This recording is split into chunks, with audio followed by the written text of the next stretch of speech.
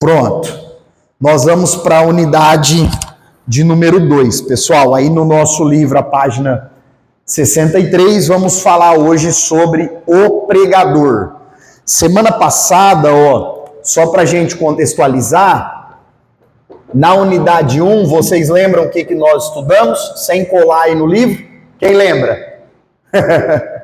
Sobre a pregação. Então, nós falamos bastante sobre a importância da mensagem fluir do texto, das mensagens que nós vamos ministrar, do estudo, o que for, sempre ter como base sólida a Bíblia, sempre vir dos textos bíblicos, e que nós precisamos aí dar uma ênfase na pessoa de Jesus Cristo, sempre tentar, principalmente nas conclusões das pregações, apontar Jesus e a salvação para os perdidos. Amém? Então nós comentamos um pouco sobre isso na aula passada, e hoje nós vamos mergulhar, turma, no pregador em si. Entenda a expressão pregador como o ensinador, alguém que vai passar uma evangelização, alguém que vai ministrar a mensagem ou as mensagens de Deus para outras pessoas. Então, pregador aqui é um termo que engloba tudo isso. Aí, pensando sobre algumas características que nós, como pessoas que vão levar as mensagens de Deus para as outras, precisamos ter, o capítulo 1 vai falar da vida no altar. Gente, o que é vida no altar? O que vem na cabeça de vocês? Santidade. Essa expressão vida no altar é uma frase do nosso idioma crentez, sim ou não? Se você falar para alguém que não vai na igreja, preciso pôr minha vida no altar, o que essa pessoa vai entender? Provavelmente nada. Ô irmão, preciso ir lá em casa levantar altar. A pessoa vai imaginar que você vai construir mesmo um altar. Se for alguém devoto aí a imagens e tal, vai imaginar que você vai até fazer um altarzinho, colocar comida, essas coisas, que não é prática bíblica nem cristã. Agora, no nosso idioma de igreja, de evangélico, vida no altar tem a ver com alguns princípios fundamentais para nós ministrarmos a mensagem de Deus para outras pessoas.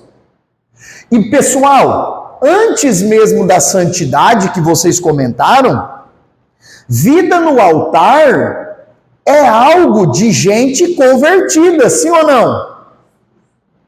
Tem como nós exigirmos de alguém que nunca teve um encontro com Cristo que ande nos princípios de Cristo? Não. Então, a primeira característica de um bom pregador, de uma boa pregadora, de um bom ensinador, de uma boa ensinadora do Evangelho, a primeira grande virtude é ser convertido. É sermos pessoas que tiveram um verdadeiro encontro com Jesus, sim ou não? Porque se nós não formos verdadeiramente convertidos e tentarmos converter os outros, o que provavelmente vai acontecer? Primeiro, passar vergonha. Segundo, a senhora falou aí, irmã Lenice? Desconverte. Gente, olha só, o livro de Atos são as primeiras pregações da igreja, sim ou não? Você considera que Jesus fundou a igreja, e o livro de Atos são as primeiras pregações da igreja.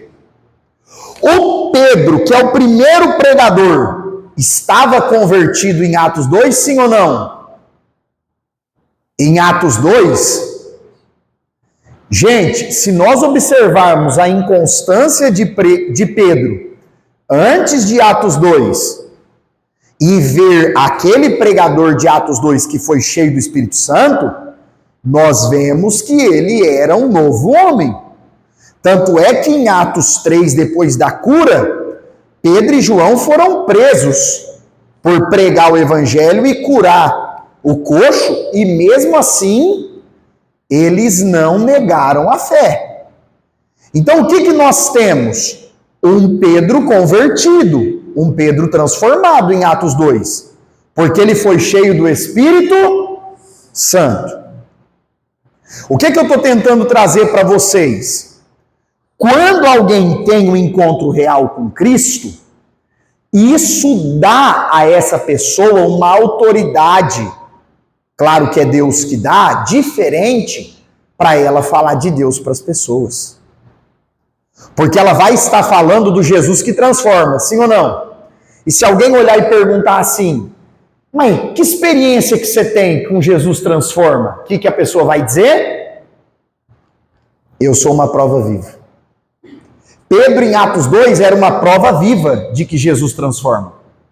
Depois, Paulo, quando Saulo se torna um grande missionário, um grande pregador, se alguém dissesse assim, ô Saulo, até onde você matava crente? Você perseguia a igreja? Que prova que você tem que esse Jesus transforma? Opa, ó. Ele deixou eu cego lá, depois me curou, me encheu do Espírito Santo. Então, a conversão é a primeira característica de uma pessoa que vai falar a palavra de Deus.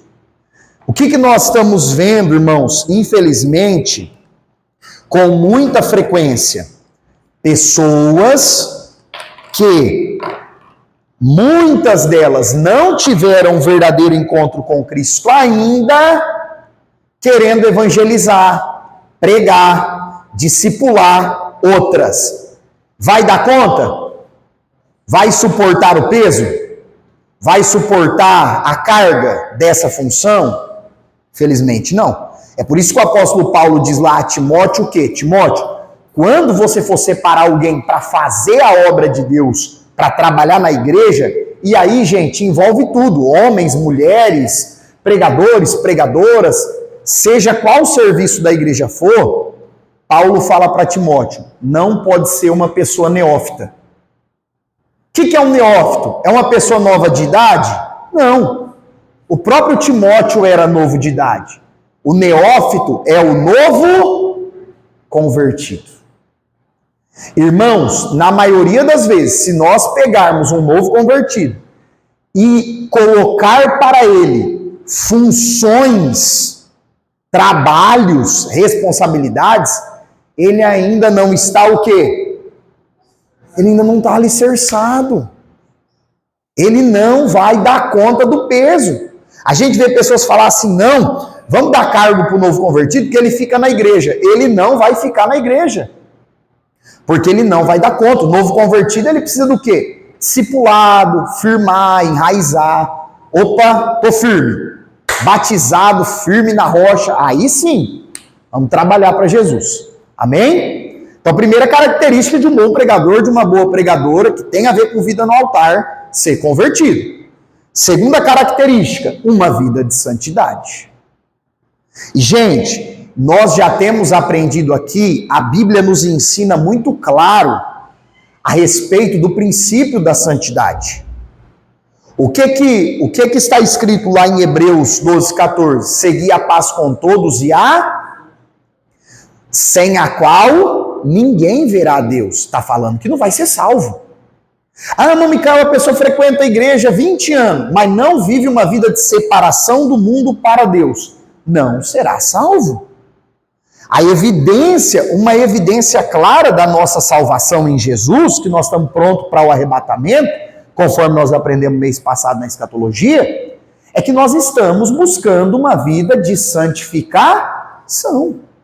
Ah, não, Micael, vida de santificação é ser perfeito, nunca errar? Não é isso que está na Bíblia. A vida de santificação é a minha e a tua luta diária contra o pecado, contra o mundo, contra os desejos da carne.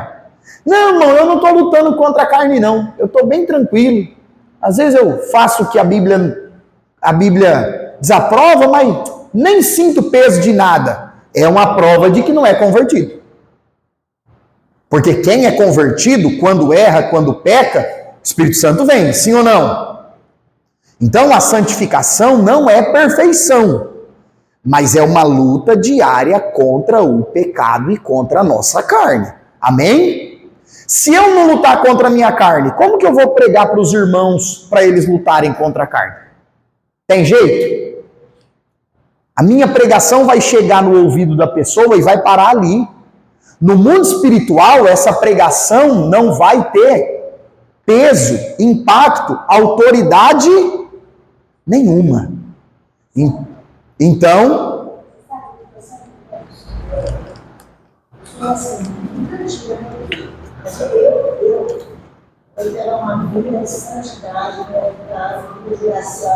essa é a ideia.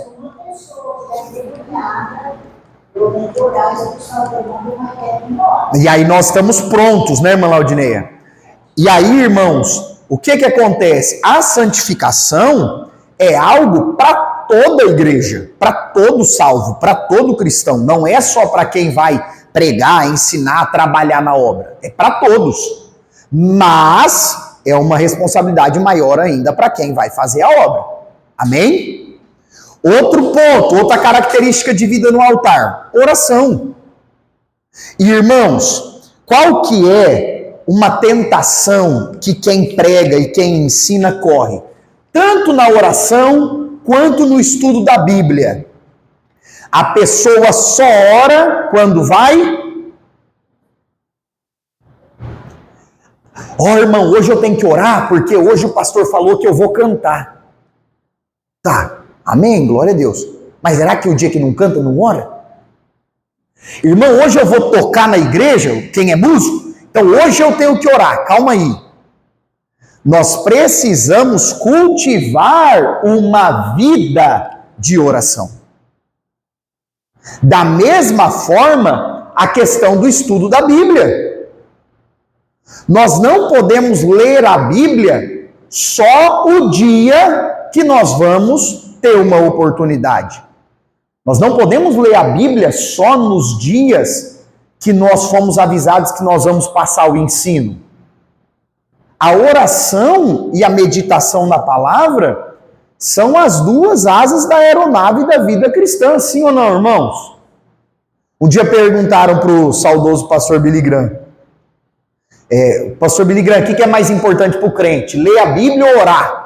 Aí ele falou, pergunta para um passarinho, o que é mais importante? A asa direita ou a esquerda?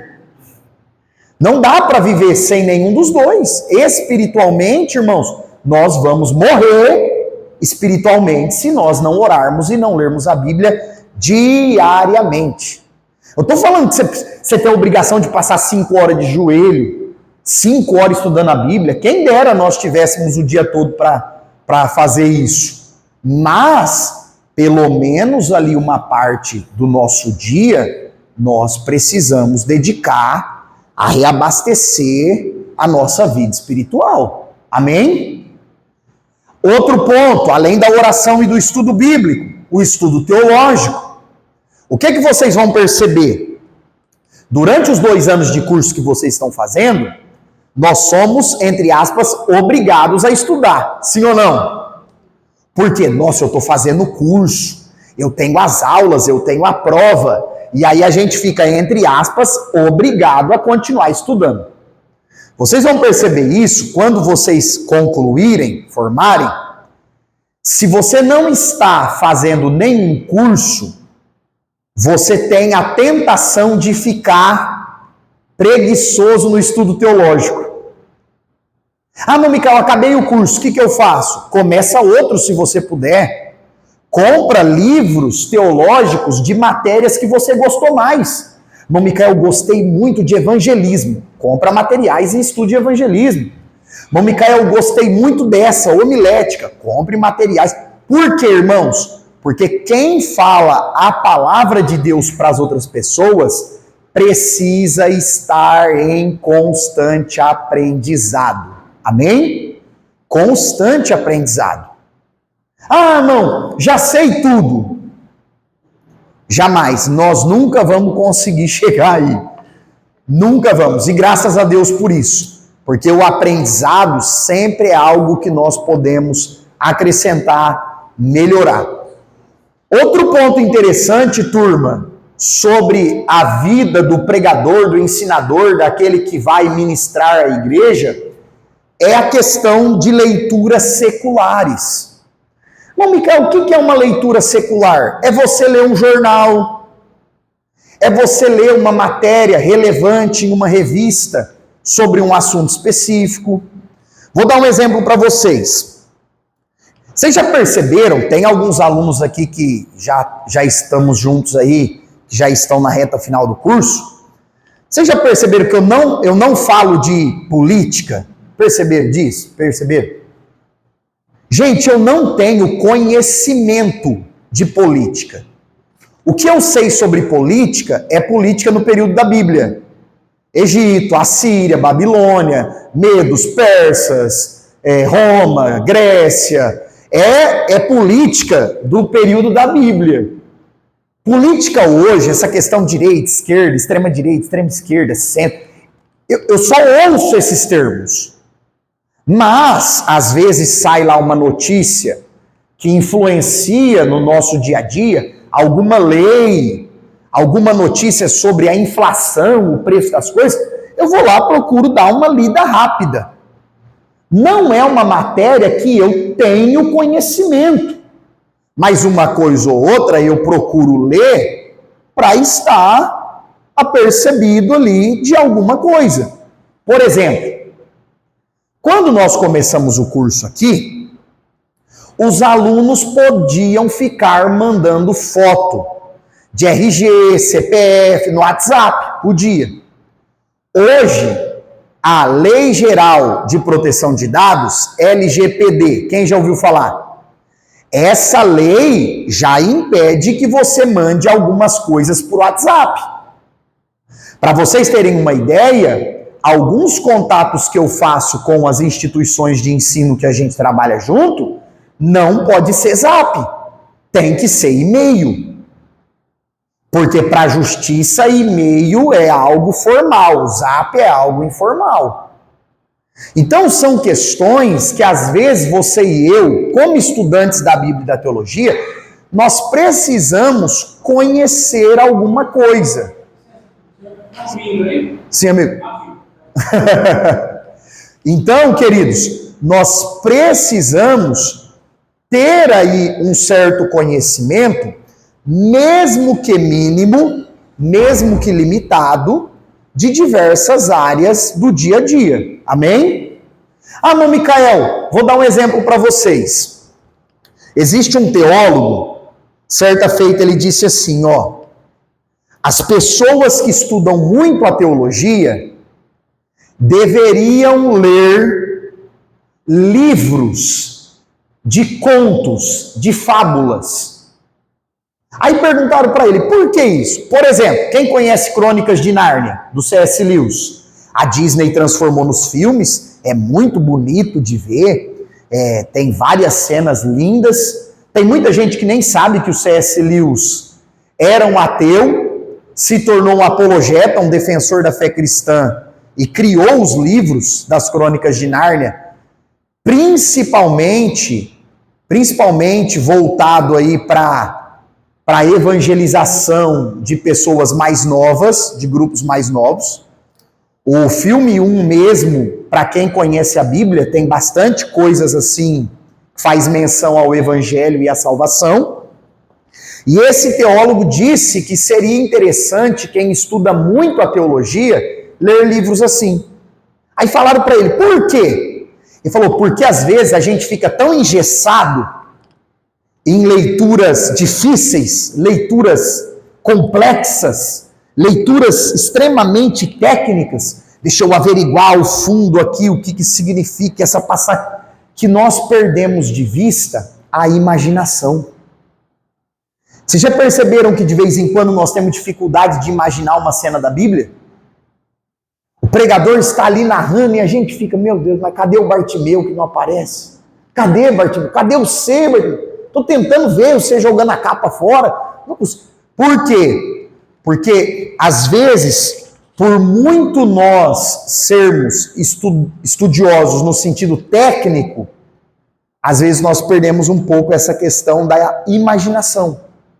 Então, uma leitura de algo. É lógico, gente, nós não vamos ler. Ah, não, Micael, você falou lá na aula para fazer uma leitura de coisas seculares, vou ler o livro do São Cipriano, lá do ocultismo, da bruxaria. Não precisa, né? Não tem necessidade. Ah, eu vou ler lá um negócio do espiritismo lá. Não tem necessidade. A não ser que você vá fazer um trabalho batendo de frente com aquilo. Mas, agora, existem boas leituras. Tem livro de poesia, de vários autores brasileiros e internacionais que são livros muito bons. Então, assim, vale a pena. Amém? É que a gente quase não tem aí um tempo tão disponível para estudar tudo, né? Se tivesse, seria maravilhoso. E outro ponto aqui, ó, da vida no altar, é nós entendermos a responsabilidade que nós temos de sermos verdadeiros arautos da palavra de Deus. Irmãos, nós precisamos entender. A gente falou sobre isso na aula passada. Hoje, com as mídias sociais, ser um pregador, uma pregadora, alguém que alcança vidas através da palavra de Deus, para muitas pessoas virou glamour. Sim ou não? Para muita gente virou status. Para muita gente isso virou assim, estrelismo. Mas quem tem compromisso com Deus, compromisso com a Bíblia e compromisso com a igreja de Jesus, sabe o quanto isso é uma responsabilidade.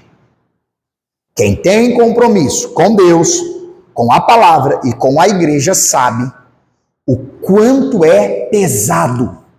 Você dobrar o joelho na sua casa e falar: Deus, o Senhor sabe as pessoas que vão estar lá. O Senhor sabe quem vai estar naquele culto. O Senhor sabe que tem gente ali que está querendo se matar. Gente ali que não tem mais um pingo de esperança. Gente que está mergulhada no pecado e não quer sair. Gente que está possessa por demônios. E eu vou estar ali para falar o que o Senhor quer para essas pessoas.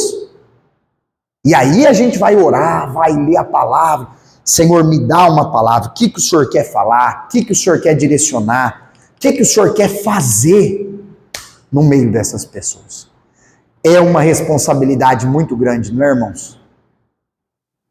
Quem aqui lembra de uma pregação que impactou a sua vida? Quem lembra?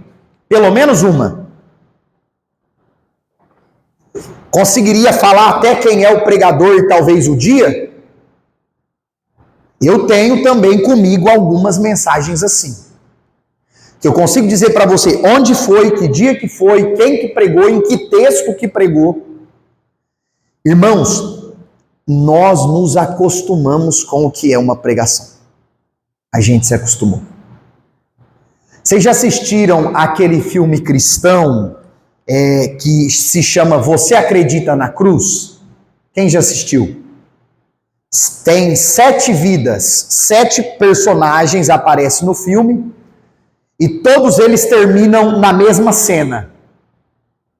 E uma das cenas é um casal de senhores e eles perderam uma criança, uma filhinha muito nova. E aí o camarada vai no culto e o pastor prega sobre a cruz, a mensagem da cruz, e ele entende que ele precisa se levantar daquele luto e fazer algo para Deus, ajudar pessoas que precisam, tal, seguir a vida. E aí ele chega em casa e fala para a esposa dele que eles precisam seguir em frente, por mais que eles estejam machucados. Aí ela fala assim: você vai virar a nossa vida de cabeça para baixo por causa de uma pregação? E aí ele responde: mas não é para isso que Deus manda as pregações? Não é exatamente para isso que Deus usa alguém no culto e fala conosco? Para virar a nossa vida de cabeça para baixo? Para a gente chegar em casa, olhar no espelho e falar: eu não estava orando, vou orar. Eu não estava lendo a Bíblia, agora eu vou ler. Eu não estava obedecendo isso que Deus quer, agora eu vou obedecer. Gente, é exatamente para isso que Deus deixou sua palavra e usa cada um de nós e quem Ele quiser no trabalho de propagar o evangelho, de pregar a sua palavra. Amém? Então aqui são algumas características aí relacionadas ao pregador, à pregadora, a quem vai fazer menção da palavra de Deus. Vamos lá para o 2? A apresentação pessoal do pregador. Gente, tá bonito isso aqui, né? Meu Deus do céu, fiquei olhando assim e falei, rapaz, isso é lã, isso é certeza que isso é lã, feito sob medida, olha, rapaz. É uma imagem ilustrativa. Por quê, irmãos? Porque nós vamos falar da apresentação pessoal do pregador. Gente, o nosso corpo e como nós nos vestimos fala, sim ou não? Infelizmente, a sociedade julga as pessoas pela aparência. Nós não deveríamos fazer isso. Mas, como seres humanos, todo mundo faz isso, sim ou não? E aí nós podemos falar um pouco sobre a apresentação pessoal do pregador. E primeiro ponto, a vestimenta. Diga assim comigo, por favor. Deus não gosta, na verdade, abomina o soberbo. Sim ou não? Isso é Bíblia.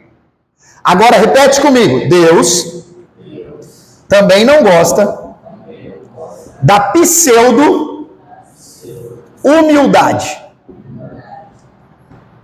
Quem imagina o que é pseudo-humildade? Opa, Micaela? Falsa humildade. Ah, irmão, eu vou pregar hoje, mas eu vou com meu sapato furado, para os irmãos verem que eu sou bem crente. Isso acontece. A pessoa vai com a pior roupa para passar uma pseudo-humildade. Olha como que é humilde, irmão, tá todo amarrotado. Andar amarrotado é humildade? Você e eu já conhecemos pessoa extremamente bem vestida, que você conversa e você fala, rapaz, que pessoa humilde. E você já conversou com pessoa mal vestida, que não foi humilde. Você já conversou com gente mal vestida que foi arrogante. E já conversou com gente bem vestida que foi arrogante. Sim ou não? O que traz a humildade, gente, não é a roupa que nós vestimos, é o nosso caráter. Humildade não tem a ver com a roupa que se veste. Tem a ver com a forma que nós lidamos uns com os outros.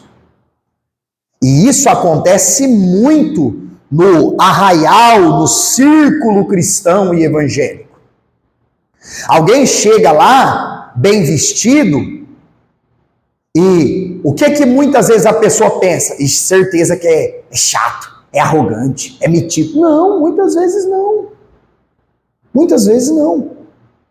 Agora, nós temos que ter cuidado com a questão da vestimenta, porque, irmãos, quando você e eu nos levantamos diante da igreja e recebemos a oportunidade, as pessoas vão ver como nós estamos vestidos, sim ou não? Vai ver na hora. Ah, irmão Micael, eu pertenço, e aqui o livro deixa muito claro, viu, gente? Estar bem vestido não é camisa e gravata, porque isso vai de denominação para denominação. Existem denominações que o pregador vai, camisa, gravata só, outras é camisa, gravata, paletó, outras é só um esporte fino, calça jeans e camisa, calça social e camisa. Isso aí, o livro deixa muito claro, cada denominação tem os seus usos e costumes.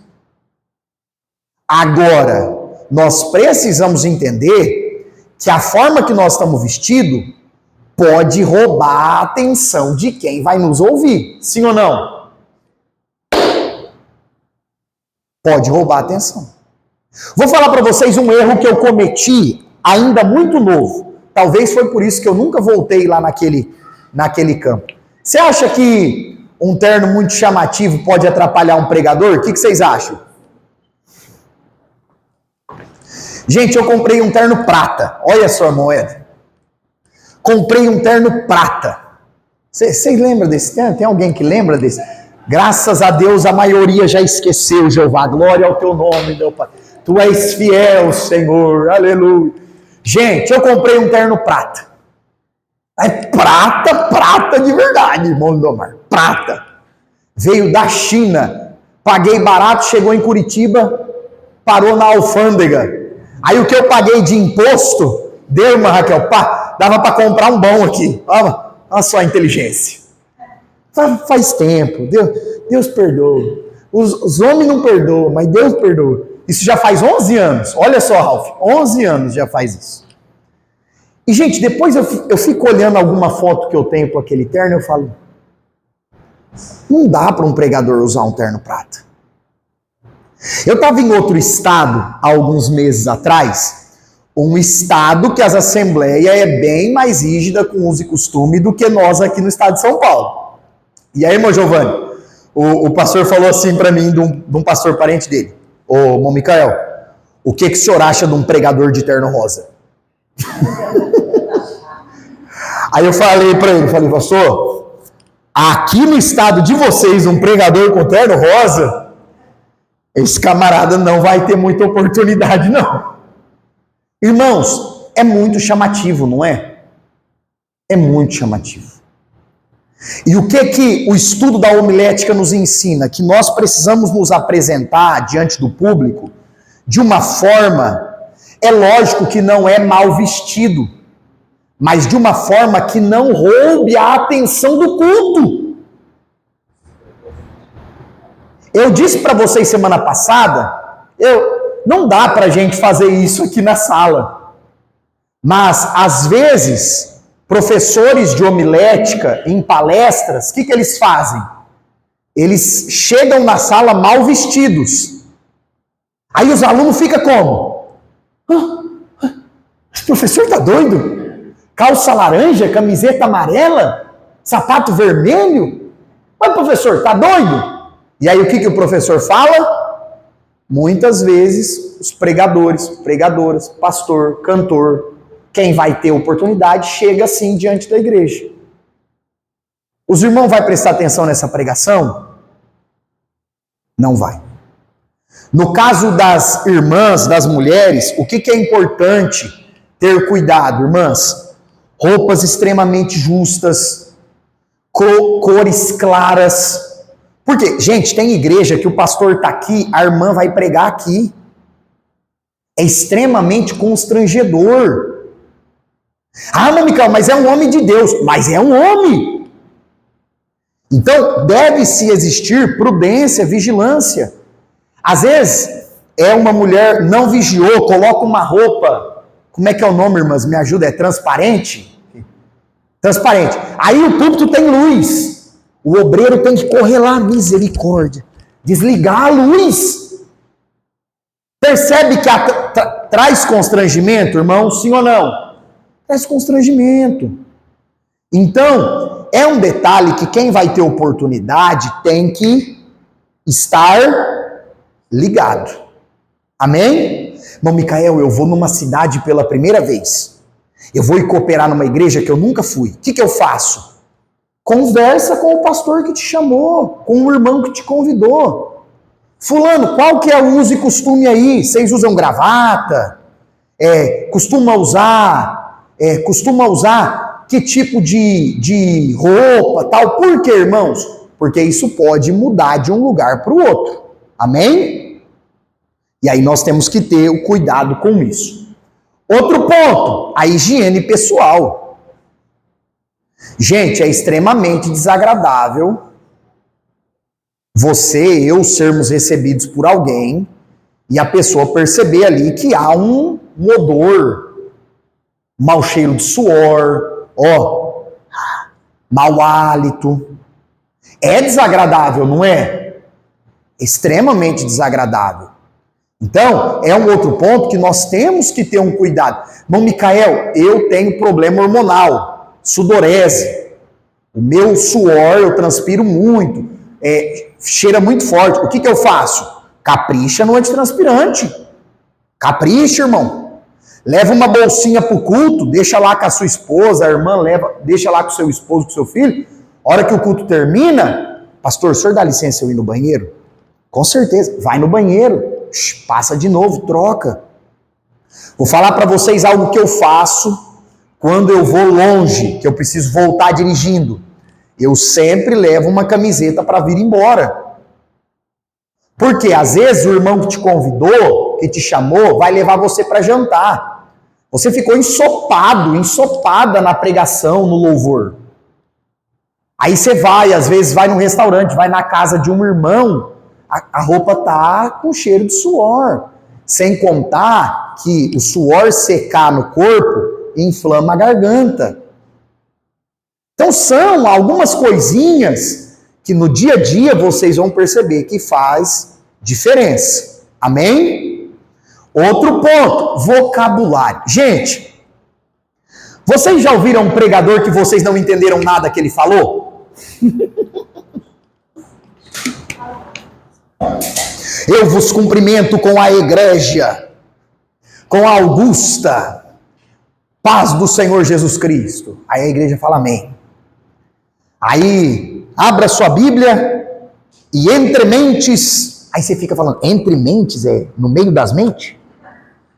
Significa enquanto isso, entre mentes, eu vou fazer os agradecimentos ao fidalgo pastor da igreja. Aí você fala, fidalgo pastor? O que é um fidalgo pastor?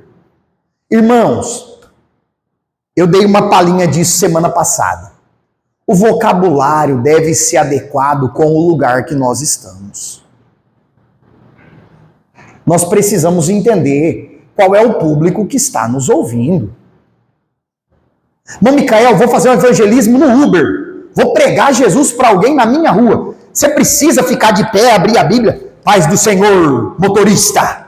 Abra a tua Bíblia aí, motorista. Abra agora. Motorista, não, irmão. Você vai usar a linguagem do dia a dia, sim ou não?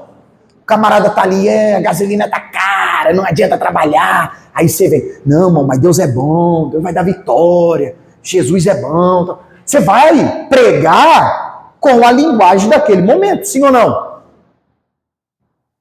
Aí você vai ministrar num culto, numa igreja pequena. Você olha, 90% da igreja são pessoas de idade. Um linguajar formal, eles vão entender? Claro que não.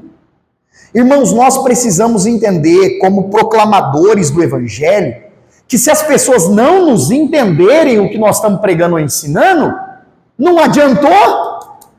Não adiantou nada.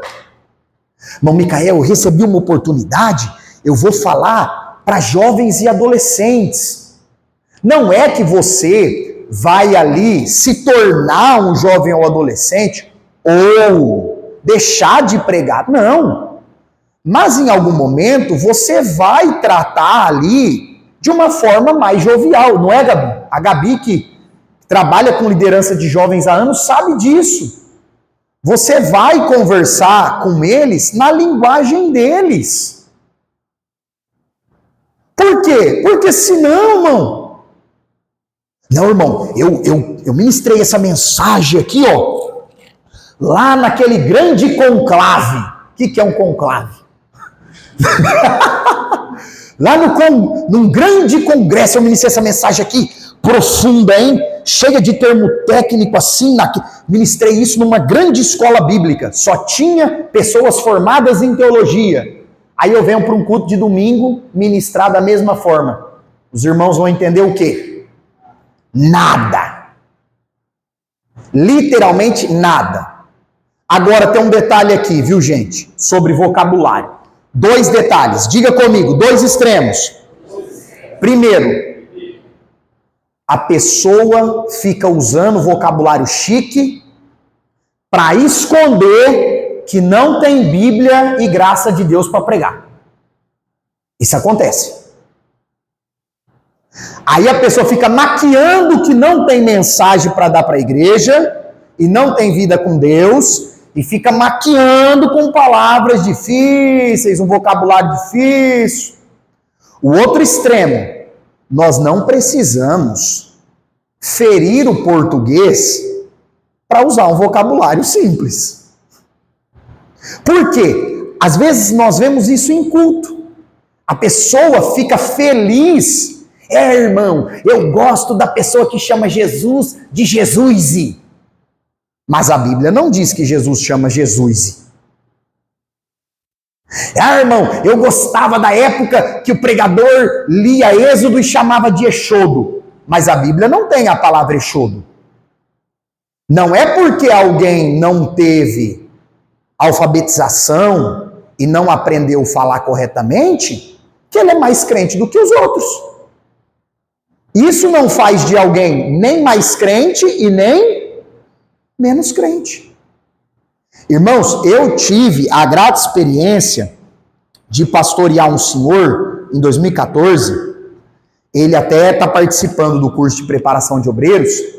Ele aprendeu a ler já depois dos 70 anos. Sabe com qual livro? Com a Bíblia. Tinha uma irmã lá na congregação que tinha facilidade de alfabetizar pessoas e ela foi ajudando. Hoje ele lê. Ele até falou assim para mim esses dias: irmão Micael, eu leio devagarinho. Tem palavra que eu quase não consigo ler. Mas eu leio. Então, irmãos, nós temos que ter cuidado com esses dois extremos. Alguns querem usar uma linguagem muito chique para disfarçar falta de mensagem, falta de vida com Deus. Mas o outro extremo também não é para a gente entrar. Não, irmão, na pregação, o que importa é eu ir falando. Se eu falar as palavras tudo errado, não tem problema não. Alguém vai entender se a gente falar tudo errado? É por isso que nós, como proclamadores, pregadores, pregadoras, pessoas que vão fazer menção da palavra de Deus para os outros, precisamos ter o hábito da leitura. Porque, irmãos, o nosso vocabulário, nós só vamos conseguir falar melhor se nós adquirirmos mais conhecimento. Uma técnica muito boa que o livro aponta: leia em voz alta. Faça leituras em voz alta. Isso ajuda muito a melhorar a sua fala. Nós, como decidimos, por exemplo, você acha que tem pessoas que têm talentos específicos para muitas pessoas específicas? Porque, por exemplo, Tem. Eu tenho muita habilidade de falar com jovens. Eu falo assim muito bem, as pessoas não entendem. Só que a irmã me procurou para pregar para as crianças. Aí eu venho falando assim, mãe. É outra didática. É totalmente diferente. Exatamente. Eu não consigo pregar para criança. Já tentei uma vez, não deu muito certo. E aí eu ensino as pessoas para ela, eu poderia assim, trabalhar nisso. E aí depois isso ficou operando na minha mente. Mas assim, eu não tenho nem que. Olha só, irmãos, existe sim essas capacidades específicas. Você percebe que tem pessoas que trabalham com departamento infantil, que se você der o microfone na mão dela, a pessoa treme. Mas para ensinar as crianças é fantástico. Então existe sim. Tem pregadores, por exemplo, que se você leva num trabalho de obreiros, ele não consegue ir bem. Porque ele não consegue fazer aquela mensagem mais pensada, mais devagar, mais estruturada. Mas se você leva, de repente, num trabalho de jovens, nossa, é fantástico. Então, existe sim algumas capacidades. E outro ponto aí que vale ressaltar que a Gabi está colocando é o seguinte: às vezes a pessoa especializa naquilo. Então a pessoa é extremamente requisitada para pregar para crianças. A pessoa trabalha com crianças na igreja dela. A pessoa já trabalha com crianças desde uma idade muito nova. Essa pessoa com certeza vai ter mais facilidade para trabalhar com crianças. Ou uma coisa que acontece muito, irmãos, e vocês podem perceber isso, Existe diferença entre você ver um pastor local pregar e um pregador pregar. Sim ou não?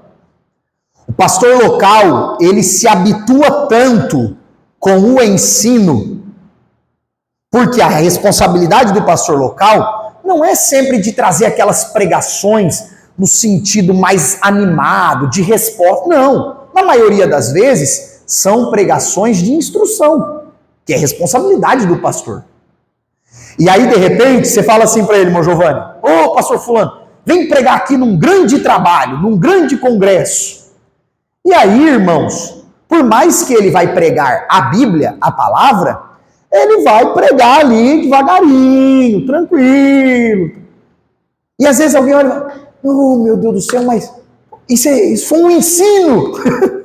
Não foi uma pregação, foi um ensino. E aí, pessoal, o que nós temos que ter em mente? Às vezes a pessoa está tão habituada naquela característica que fica difícil mudar. Fica difícil mudar. Vou dar um exemplo para vocês. Quando eu prego num domingo à noite, gente, é um culto. É uma pregação, não é uma aula de teologia. Então, eu não posso ficar o tempo todo, não posso chamar os irmãos de alunos, por exemplo. Tenho que chamar de irmãos. Aqui, alunos, turma.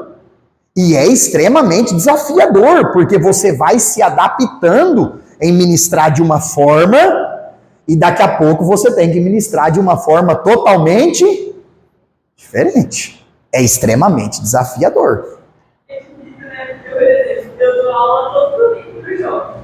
E a gente usa um linguajar mais popular. Assim, fala ali na língua deles, né? Na nossa língua. E aí, quando já me deram a oportunidade de ter uma fundação na igreja, eu não tinha que ficar me policiando. Pra falar bonitinho, pra não falar errado. Sabe? Nossa, é bem... Exatamente. Irmãos, outro ponto aqui que o livro coloca, dentro ainda dessa questão, vestimenta, higiene pessoal, vocabulário e conhecimento do público que nós estamos conversando. Quem aqui já viu pregadores, professores usar lenço? Quem já viu? No Micael eu prego, não tô nem aí para lenço não. Não quero saber de lenço, toalhinha. Cuidado. Por quê, irmãos?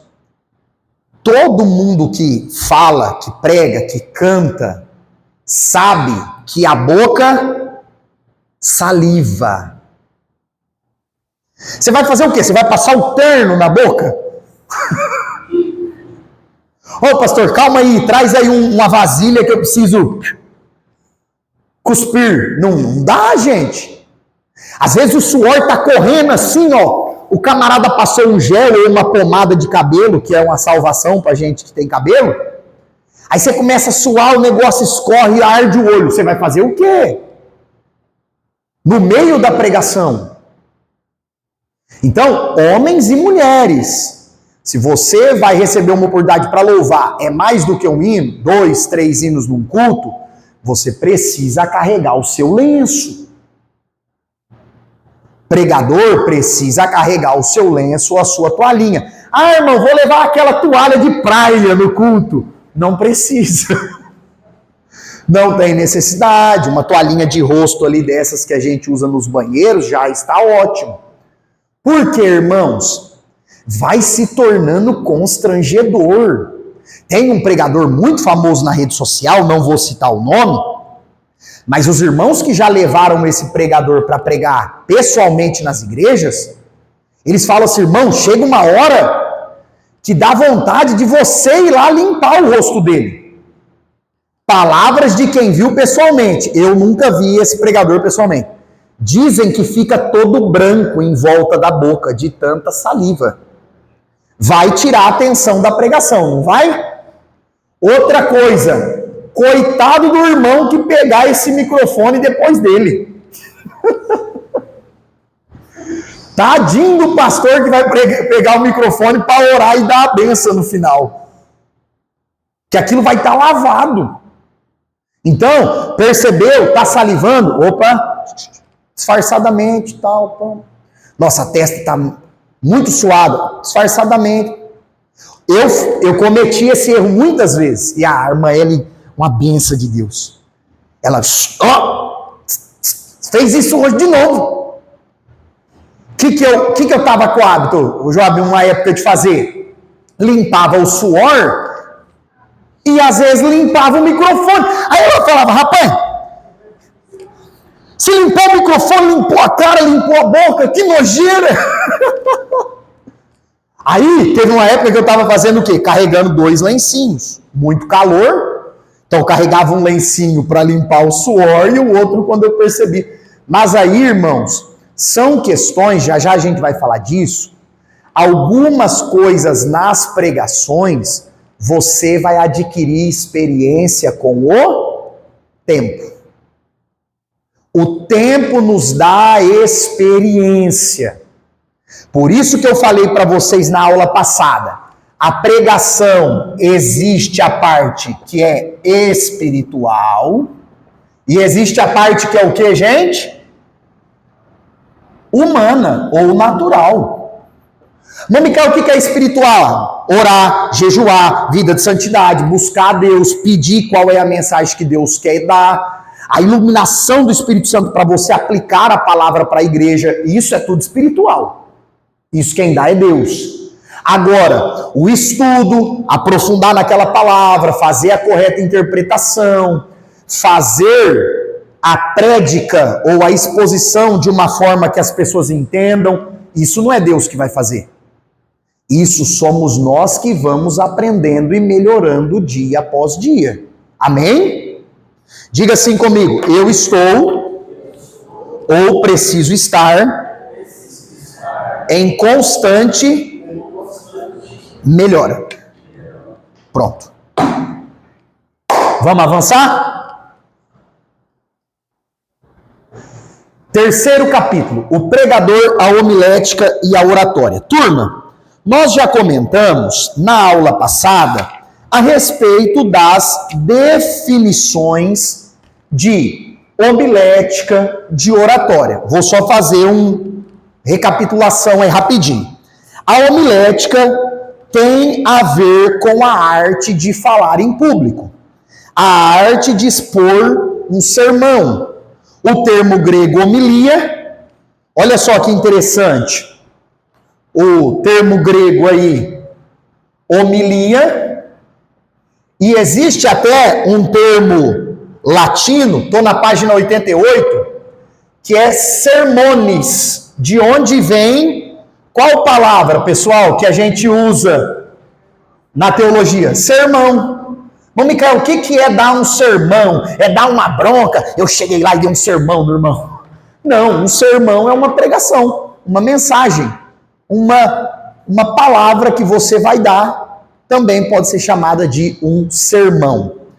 E aí, enquanto a homilética está ligada a essa arte de falar em público, essa arte de preparar o que vai ser falado, a oratória também é uma arte, e o termo oratória era o termo usado na Grécia Antiga. O termo oratória era o termo usado no período dos grandes pensadores, Sócrates, Platão, Aristóteles e assim por diante lá na Grécia Antiga. E o que eles entendiam a respeito da oratória? Que é através da oratória que você faz a pessoa entender aquilo que você pensa, aquilo que você acredita. Você já percebeu que tem muitas pessoas que sabem muito, mas não conseguem colocar isso para fora? Já percebeu? É porque falta uma capacidade de oratória. Falta uma capacidade de retórica. Bom, Micael, a retórica está relacionada ao quê? Convencer as pessoas por meio dos argumentos. Você já comprou um produto que você não precisava porque o vendedor era muito bom? Ufa, achei que era só eu que já tinha feito isso. Você chegou em casa e falou, rapaz, por que eu comprei isso aqui mesmo? Qual vai ser a finalidade desse negócio? Será que eu precisava desse trem? Mas o vendedor é tão bom, Modejar, que ele é capaz de vender gelo para os esquimós. De tão convincente, tão bom na retórica, na persuasão através das palavras. Querem ver um exemplo, turma? Na história da humanidade? Hitler. Hitler foi um camarada muito mau, sim ou não? Mais de 6 milhões de judeus. Hitler tinha uma retórica, uma capacidade de convencimento através das palavras, que os soldados de Hitler matavam e morriam por ele e diziam: Hitler está certo. E o que nós estamos fazendo é o certo. De tão convincente que ele foi diante das pessoas que o seguiam. Hoje tem muitos assim em que área? Na área política, né? O camarada fala assim: nossa, meu Deus, certeza. Aí, quando os anos se passam, infelizmente, não passa de retórica, não passa de uma boa oratória, de uma boa capacidade de convencer. Pessoal, tem alguém com a Bíblia aí? Quem tá diz amém. Pode ser no celular ou impressa. Abra, por favor, Atos 18, versículos 24 e 26, ao 26. 24, 25 e 26. No nosso meio cristão, quando alguém é bom na homilia, quando alguém é bom no sermão, quando alguém é bom para pregar, nós dizemos que essa pessoa é uma pessoa eloquente. Uma pessoa que fala com eloquência. Vamos lá? Quem encontrou aí, por favor, Atos 18, pode ler do 24 ao 26, por gentileza. Quem vai? E chegou a Éfeso um certo judeu chamado Apolo, natural de Alexandria, varão eloquente e poderoso na escritura.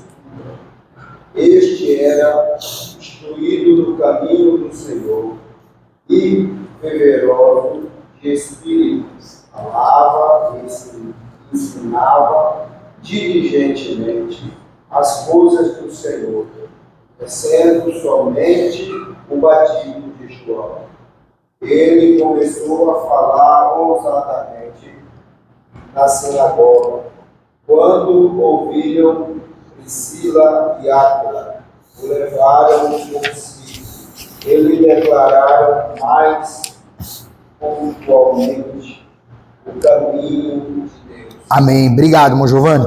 Queridos, esse texto também está na página 94 aí do livro, viu? Olha só, alguns detalhes de Apolo, que é chamado na Bíblia de um pregador eloquente, que nós podemos aprender. Primeiro, ele era poderoso nas Escrituras. O que isso significa? Que ele conhecia a Bíblia, a palavra de Deus. Bom, Micael, eu quero pregar melhor. Você precisa conhecer mais a palavra de Deus. Quanto mais conhecimento, mais bagagem de aprendizado bíblico você e eu temos, melhor nós vamos transmitir, sim ou não? Segundo ponto, ele era instruído no caminho do Senhor. Ou seja, ele aprendeu o que é ser um discípulo de Jesus de verdade. Terceiro ponto, fervoroso de espírito. Gente, olha aqui para mim. Adianta nós sabermos muito, termos as técnicas, termos o aprendizado da homilética, preparar uma mensagem muito boa, falar com muita eloquência e não sermos crentes cheios do Espírito Santo? Não vai adiantar. Porque pregar a palavra de Deus, a Bíblia, é transmitir a verdade de Deus para as pessoas. E o apóstolo Paulo fala lá em 1 Coríntios 1, 1 Coríntios 2, que a palavra de Deus deve ser transmitida no poder do Espírito Santo. Ah, meu Micael, o que é pregar com poder? É gritar bastante? Nada disso. Nada disso. Você vai ver muitas pessoas pregando mensagens extraordinárias e você sente o peso da mensagem. Você chora, você se arrepende, você sente Deus falar com você, e às vezes a pessoa não deu um grito. Então, principalmente no meio pentecostal, isso é muito confundido. Não, irmão, eu gosto daquele pregador cheio do Espírito Santo. Prega muita Bíblia? Não. Ele grita assim 50 minutos. Quem disse que o gritar é evidência de estar cheio do Espírito Santo? Bom, Micael, mas durante a pregação podem existir momentos que eu vou dar uma ênfase, eu vou falar mais. Pode, já nós vamos falar sobre isso. Porém, uma pregação não é uma gritação. Amém? Não, eu fui num culto, nossa, foi poderoso, hein? O cabra gritou 1 hora, a gente pulou, se alegrou, foi mistério. Aí você fala pro irmão assim, e ele leu que texto? Texto? Irmão, que mensagem bíblica que ele expôs? Mensagem bíblica? Não, irmão, ele ficou lá e deu lugar na terra e falou que nós vai ter vitória e levanta a mão e fala 100 vezes, cutuca o irmão do lado. Irmãos, não é pecado fazer isso. Pode ser usado em algum ponto específico? Pode. Por exemplo, vocês percebem que de vez em quando eu peço para vocês repetirem alguma coisa aqui, sim ou não? Isso é didática, é para você decorar, é para o professor conseguir tomar a água sem atrapalhar o raciocínio. Mas não é a aula toda que eu vou falar para você. Repete. Fala pro irmão do lado, fala pro irmão. Cutuca ele, chacoalha ele, balança ele. Irmão, daqui a pouco vai dar briga no meio do culto. Se você pegar um irmão dos 2 metros que chacoalhar uma irmã de 40 quilos, de 1,30 m, 1,40 m, vai machucar a coitada da irmã.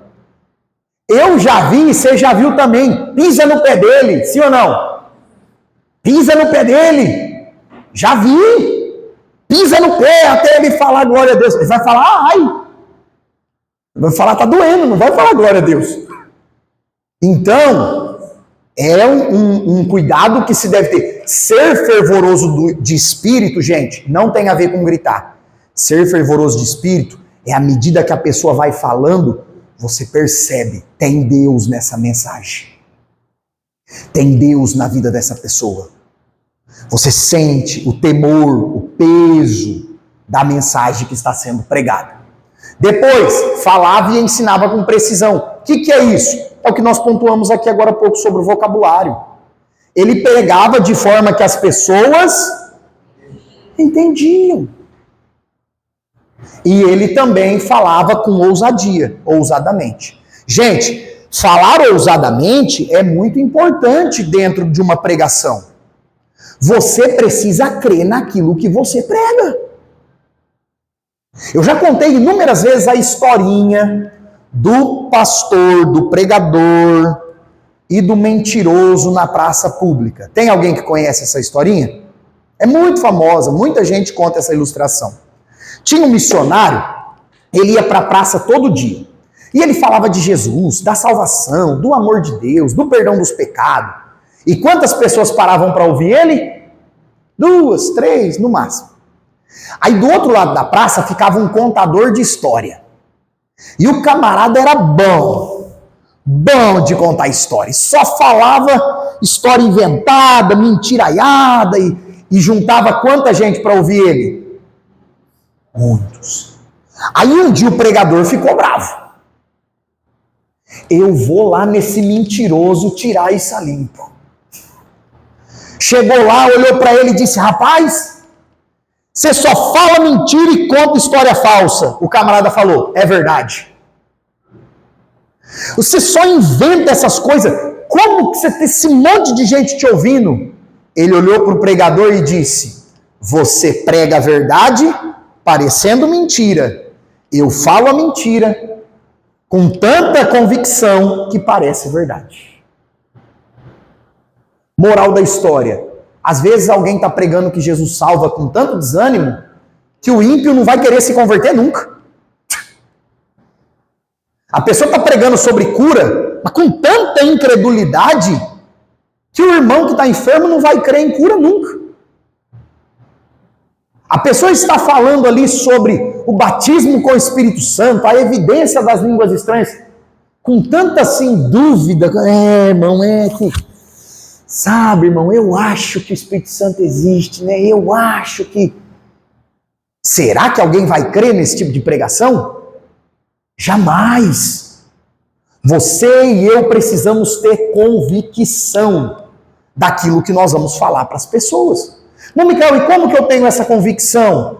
É aprendendo a palavra, orando, recebendo a direção de Deus. E uma vez que você... Não, irmão, Deus falou comigo. Essa é a palavra. Querido, pregue com toda a convicção da tua alma. Deixe que as pessoas vejam vida naquilo que você está falando. Se você está falando sobre arrependimento, fale daquela forma contrita. Se você está falando sobre milagre, fale com ênfase, com alegria, crendo que Jesus pode fazer milagres. Se você está falando sobre a salvação, fale com alegria de um salvo, de alguém que foi salvo por Cristo Jesus. O que acontece muitas vezes, irmãos? Uma incompatibilidade, uma incongruência. A pessoa vai falar sobre, por exemplo, vai falar sobre a morte de um personagem bíblico e a pessoa fala com alegria. Irmão, porque Davi morreu. Eita, mistério, maravilha, maravilha, Deus levou Davi. Não, irmão, você está falando sobre morte. Então, baixa o tom. Agora, você vai falar sobre um milagre. Opa, sobe o tom. Fica claro isso, irmãos? Amém? Porque a nossa fala, a forma de nós falarmos, precisa estar compatível com o assunto que nós estamos falando. Amém? Só para complementar, na fonoaudiologia a gente tem essa matéria, né? Que a sua fala, a comunicação, ela não é baseada somente no falar, é baseada nas suas expressões sociais, nas expressões culturais. Então é muito importante todo Exatamente. estar Envolvido.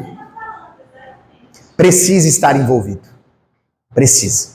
Se você está falando sobre tristeza, cara mais séria, feição mais séria. Você está falando de algo, Jesus, maravilhoso. Falando de algo, abre o sorriso, transpareça isso. Irmão Micael, como que eu treino isso? Diga comigo assim, ó, eu tenho um grande amigo que vai me fazer um pregador melhor. Quem sabe o nome do amigo? Do ponto de vista espiritual, claro, na nossa dependência sempre de Deus, é o Espírito Santo.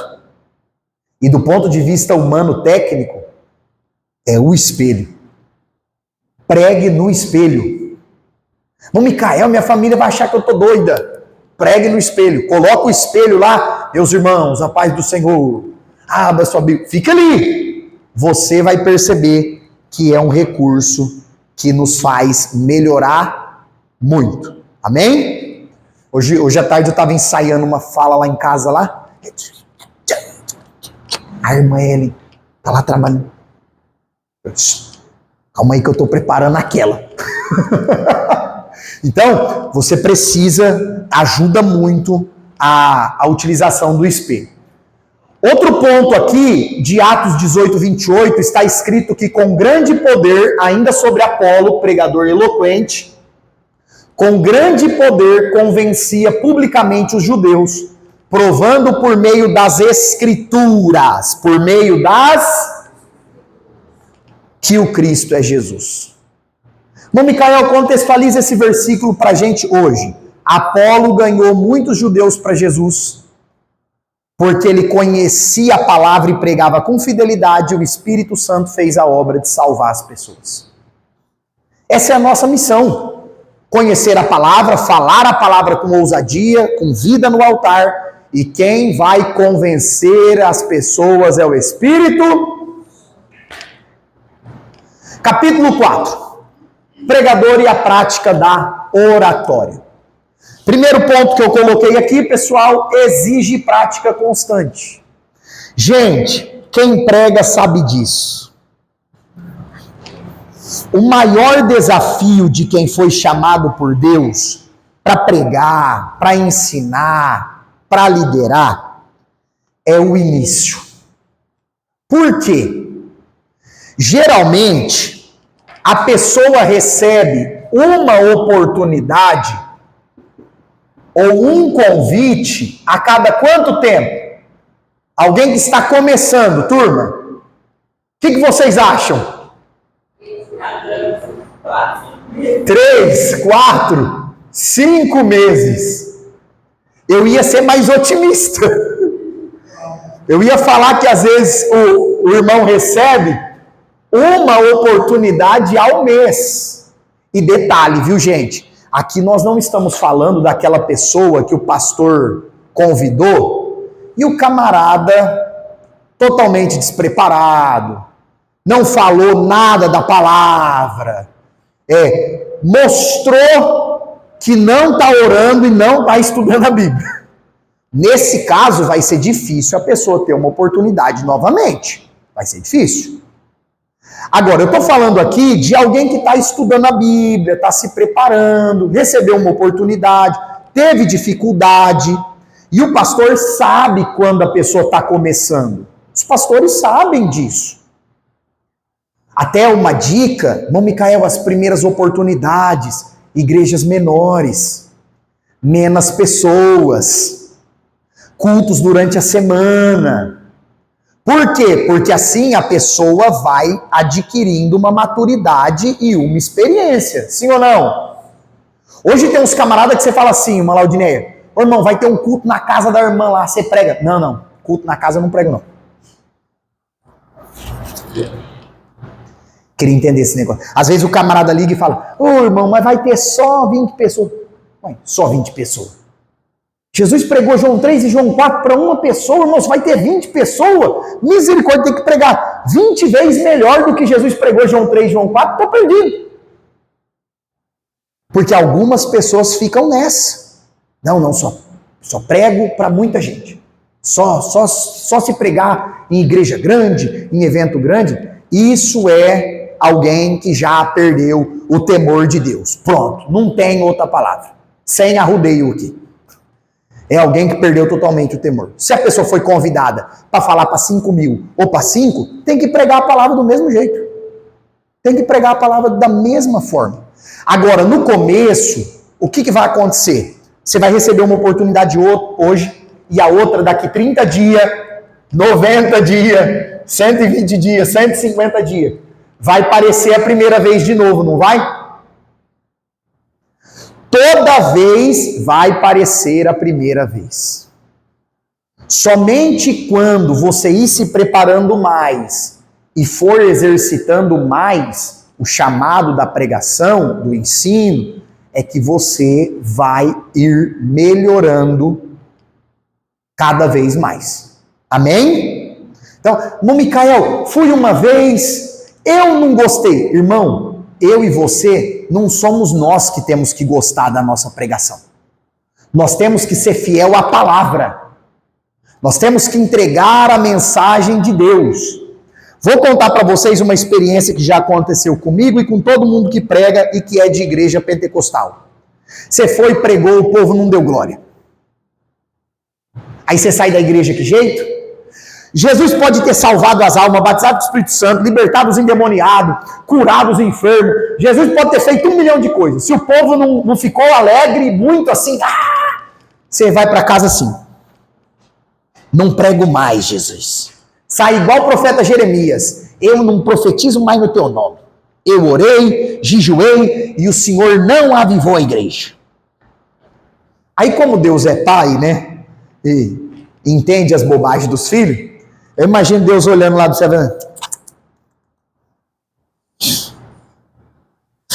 Oh, meu filho. Você vai aprender, meu filho. Você ainda vai aprender. Você ainda vai amadurecer. Irmãos, não é o quanto glória uma igreja dá que revela se uma pregação foi boa. Não é. É o quanto o pregador foi fiel à palavra de Deus. Sim, por exemplo, vamos pegar o exemplo que a Nath está dando aí.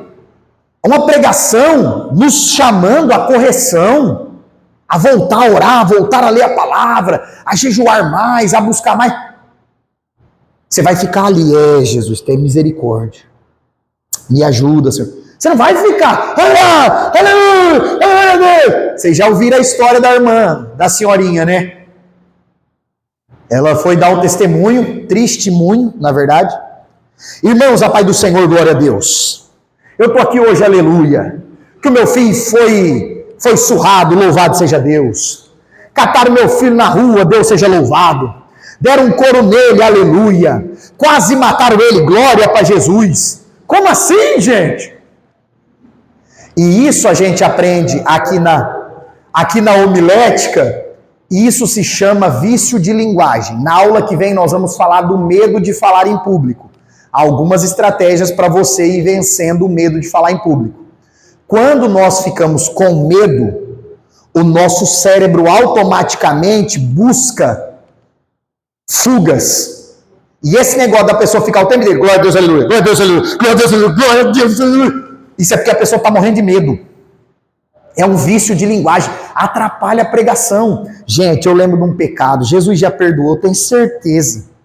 Eu era criança, ia na igreja com a minha mãe, e o camarada ficava o tempo inteiro, aleluia, aleluia, aleluia. Aí eu falei, irmão, amanhã eu vou no culto e vou contar quantos aleluia vai falar. E fiquei a pregação todinha, devia ter uns 8, 9 anos, que a pregação todinha. 1, aleluia, 2, 3, 4, 5, 6. Nem sei, acho que eu perdi a conta de quantos ele falou, que ele falava. Irmão, um dia um amigo meu ligou para mim e falou, Mica, hoje aqui foi terrível. Falei, irmão, pregou, a pessoa pregou muito. Ele falou, irmão, a pessoa abriu a Bíblia, falou 5 minutos, ficou 30 minutos falando língua estranha na pregação. Aí eu falei assim para ele, seu pastor não tomou o microfone dela por quê?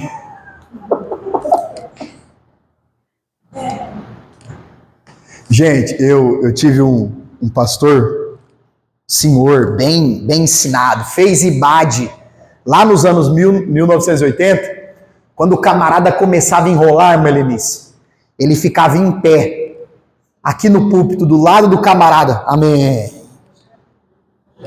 amém, tipo, bora, vamos, chega, tá falando nada com nada, meu irmão. De forma muito ética, às vezes tem uns que vai mais sério, puxa o paletó do cara, coloca um recadinho ali, tipo, termina agora, pelo amor de Deus, vai embora, tem misericórdia da noiva de Cristo, para de falar bobagem. Então, é extremamente complicado essas questões. Sim. E quando a pessoa vai pregar e antes de pregar ela quer cantar louvor? Bom, é a aula de homilética, né? Vou reproduzir aqui, Gabi, por causa dos irmãos que vão assistir a aula. Quando a pessoa é chamada para pregar e quer cantar um louvor, primeira coisa. Se a pessoa quer louvar, ou entende que o chamado dela é louvar e não pregar, ela deveria dizer para a pessoa que convidou, deixa eu ir para louvar e não para pregar. Segundo, é um erro? Se for para fazer, no mínimo tem que pedir autorização para o pastor antes. Gente, toda vez que você for pedir autorização para um líder, para o dirigente do culto, você não pede falando no microfone, você pede fora do microfone. Por exemplo, Mica, terminei a pregação, quero fazer uma oração com a igreja. Pastor, podemos orar com a igreja? Fora, microfone fora. Porque se você falar no microfone, a pessoa vai ficar constrangida, sim ou não? Eu já vi pessoa levar livro para vender no culto, não pedir autorização do pastor, aí fala, qual autorização do pastor? E o pastor fez, não, sem autorização. Se é para pedir autorização, tem que pedir antes. Então aí sim, fala para a pessoa que te convidou, irmão, eu também gosto de louvar, vou louvar um hino que faz Faz ali menção da pregação? Posso. Tem que pedir antes. Outro ponto. Te deram 20 minutos. Quantos minutos?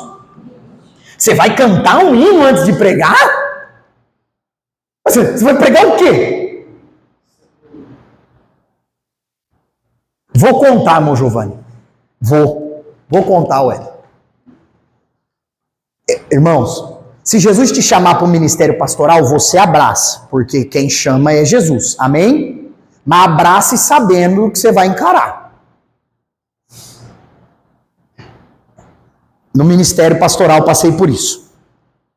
Tô lá, aí uma pessoa foi convidada para pregar e recebeu 30 minutos num culto de domingo. Já já nós vamos falar dos tempos. Bom, Micael, por que essa pessoa recebeu, entre aspas, só 30 minutos? Porque todos já conheciam que essa pessoa pregava bem uma média de 30 minutos.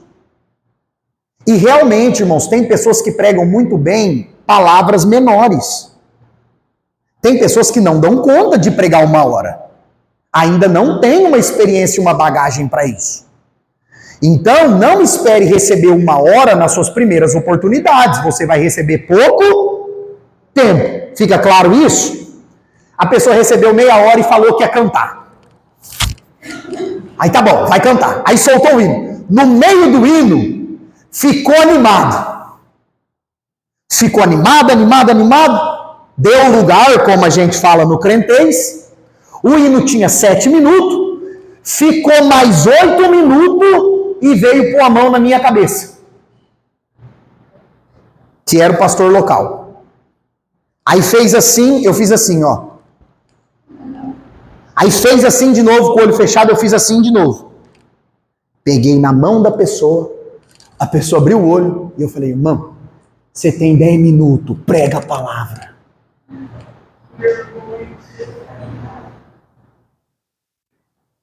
Mas por que isso, irmãos? Mica, um pouco ríspido demais. Por que isso? Você e eu que não somos pastores de igreja hoje, nós não sabemos o tamanho do fardo que um pastor carrega. Você sabe o que acontece na segunda-feira, quando um crente vai para um culto de domingo e esse culto não tem pasto para a ovelha comer? Segunda-feira o telefone do pastor toca. Pastor, estou fraco. Pastor, vou desistir. O pastor vem me visitar que eu quero me matar. Ah, pastor, eu estou muito desanimado. Tá mesmo? Tá mesmo. Tá mesmo. A ovelha está anêmica. Está morrendo de fome. Está faltando nutriente, vitamina para essa ovelha. É por isso, irmãos, que eu não acho ruim quando algum pastor tem que tomar uma medida um pouco mais brusca, ríspida, quando alguém não está pregando a palavra. É bom para a pessoa aprender. O pastor está ensinando a preparar. É claro que assim, vale ressaltar que não cabe você pegar o microfone e chamar a atenção da pessoa, não precisa. Não precisa você ficar citando o nome da pessoa, não precisa. Por quê? Porque isso é expor ao ridículo, é envergonhar. E nós não fomos chamados para envergonhar ninguém, mas ensinar. Então, irmãos, infelizmente isso acontece muito. Se você recebe uma oportunidade para dar uma saudação, dê a saudação. Recebeu para cantar? Cante. Recebeu para contar um testemunho? Não prega, conta testemunho. Irmão, às vezes você chama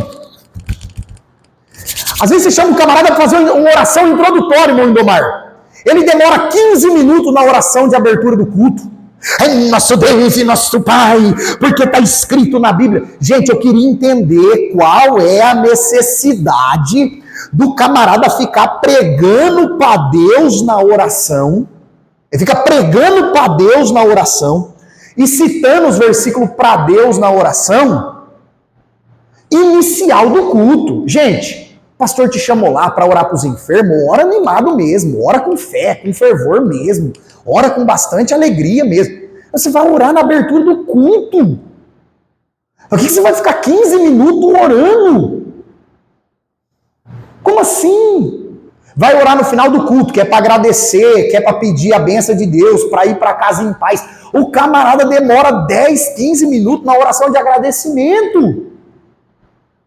É totalmente antiético, sem homilética, sem aprendizado de falar em público nenhum. 0, 0, 0.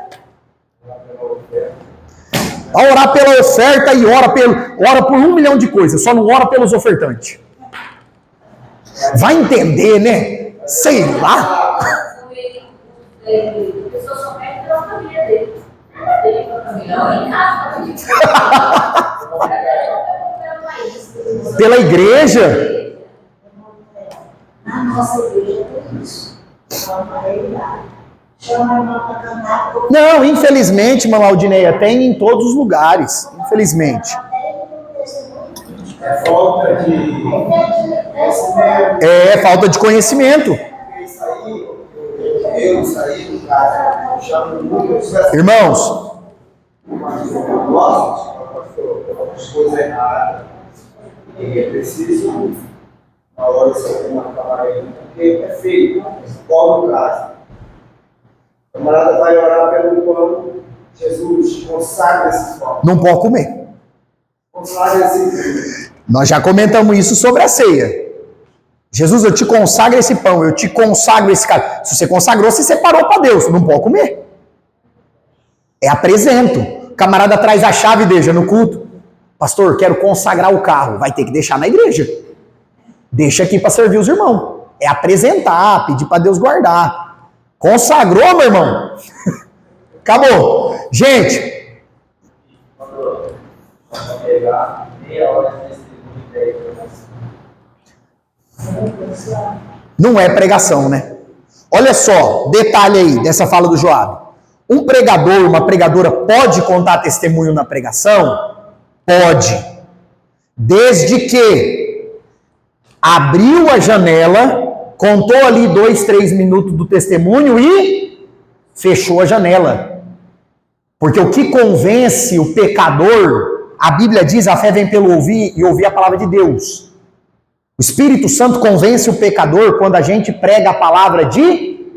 O testemunho é bom, mas o testemunho não é a forma que Jesus salva as pessoas. A forma que Jesus salva as pessoas é o Espírito Santo trabalhando quando a palavra de Deus está sendo pregada. Outro ponto, escolha textos fáceis no início. Pessoal, com toda, assim, alegria no meu coração, eu digo para vocês. Textos fáceis da Bíblia têm coisas mais tremendas e poderosas do que parece. Estuda com carinho a passagem da mulher do fluxo. Estuda com carinho o milagre de Jesus acalmando a tempestade.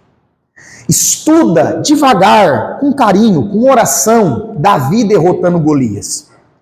Você vai ver que são textos bem mais profundos do que parece. O problema é que a gente se acostuma, sim ou não? A gente se acostuma. Agora, irmão Micael, são as minhas primeiras oportunidades. Eu acho que eu vou falar da besta do Apocalipse. Vai dar ruim, irmão. Quem vai sair com 10 cabeças lá e não sei quantos chifres, não sei quantos orelhas, é os coitados dos irmãos que não vai entender nada. Vigia! Amém? Outras dicas aqui. Turma, a voz. A Gabi é formada de profissão, sabe disso aqui melhor do que qualquer um de nós.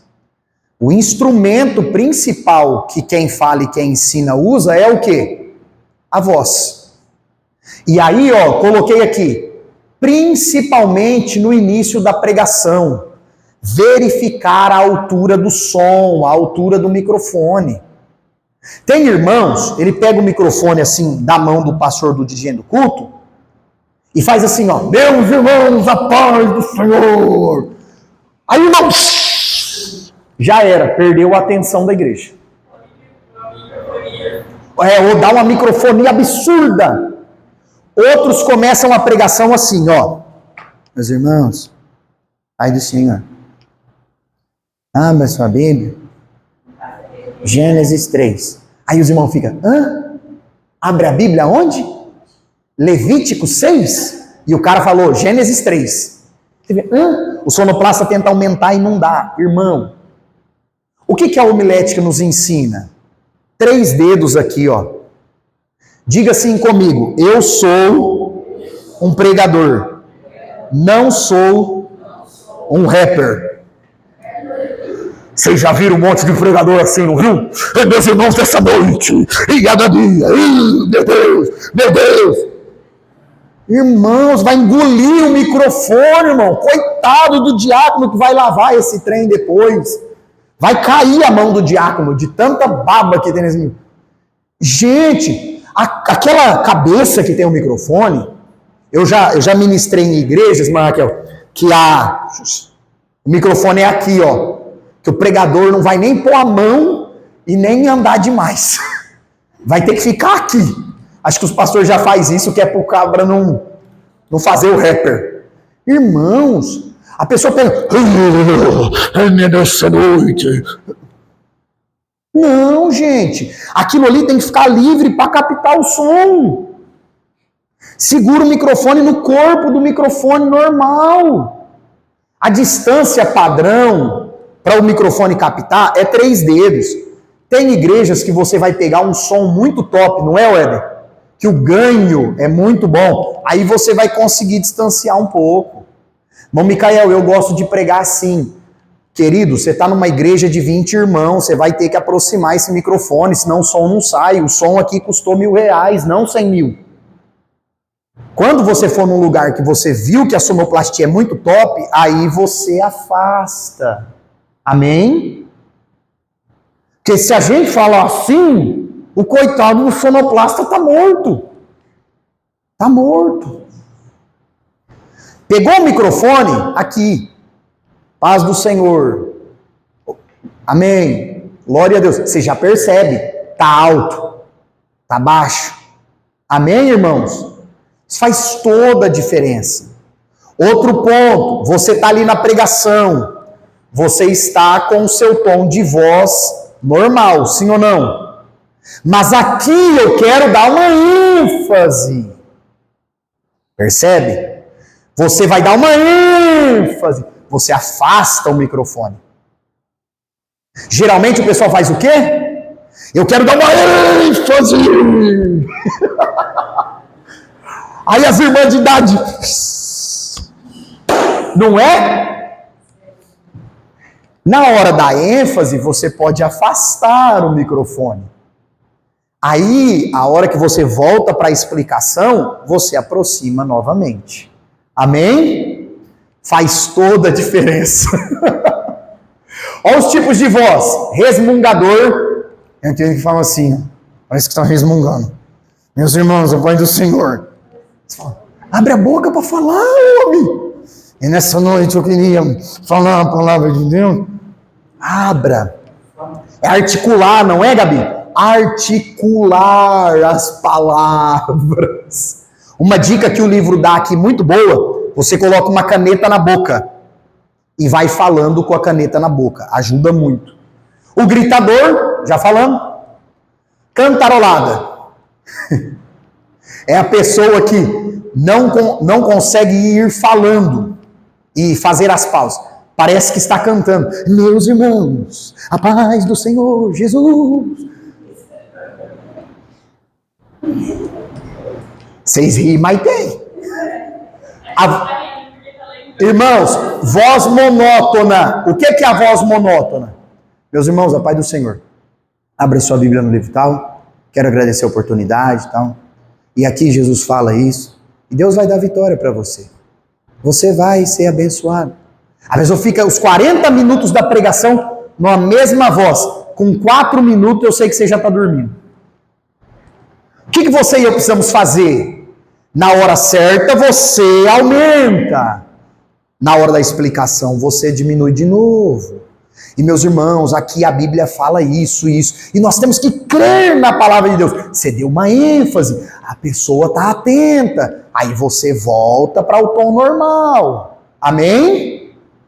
Esses altos e baixos na entonação da nossa voz. Voz rouca.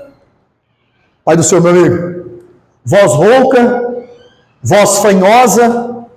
A voz pigarrenta. Gente, sobre voz pigarrenta, uma dica que eu dou para vocês. Você está com o microfone pregando, amém? Irmão Micael, eu preciso tossir. O que a pessoa faz? Não, irmão. Afasta o microfone. Pega o seu lencinho ali, que a gente já comentou, e vai. Se você conseguir, faça a estratégia de pedir para a pessoa repetir alguma coisa. Tá com vontade de tossir? Tá com vontade de tomar a sua água ali? É rápido, não é 2 litros na golada. Irmãos, que Jesus ensinou várias vezes sobre a oração. Jesus ensinou sobre a oração. Pronto, você hidratou a sua garganta, a igreja nem percebeu. Porque às vezes, eu e você estamos pregando e nós vamos no raciocínio. Irmão, e Jesus chegou e viu o Zaqueu, e agora Jesus olhou para Zaqueu, e Jesus vai dizer para ele, você já está vendo o Zaqueu na árvore, não está? Você já está olhando, nossa, é agora que Jesus manda descer, é agora, é agora. Aí o pregador vai beber água. Aí você, ixi, onde eu estava mesmo? Os boletos amanhã? Trabalho? Ixi, tem que resolver. Você tem os momentos certos para nós fazermos as pausas. Amém? E sobre pausa vale lembrar, uma pregação não é 40 minutos, alguém falando assim, e nem para respirar, aí fica fazendo esse barulho, porque toda vez que você ouve um pregador fazendo esse barulho, é porque ele não está respirando, ele está a ponto de cair e ter um infarto. Por mais, não é, Túlio? Por mais bom que o coração do camarada seja, se ele prega 40 minutos desse jeito, já vai ter um infarto. Não, você pode ir falando e respirando. Existem os momentos certos de você fazer uma pausa. Aí os irmãos, se você falou algo que a pessoa animou, glória a Deus, aleluia, você respira e volta para o raciocínio. Amém, queridos?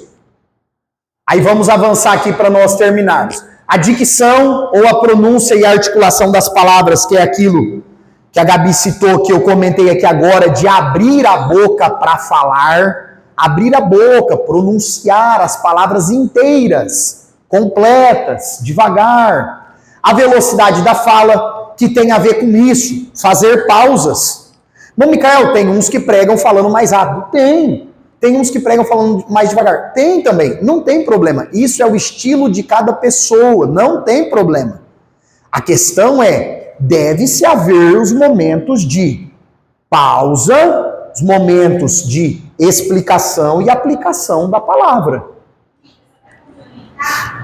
Sobre a articulação, não sei se os irmãos estão preparados, mas quando um irmão muito idoso vai dar uma palavra, às vezes é difícil entender o que Sim.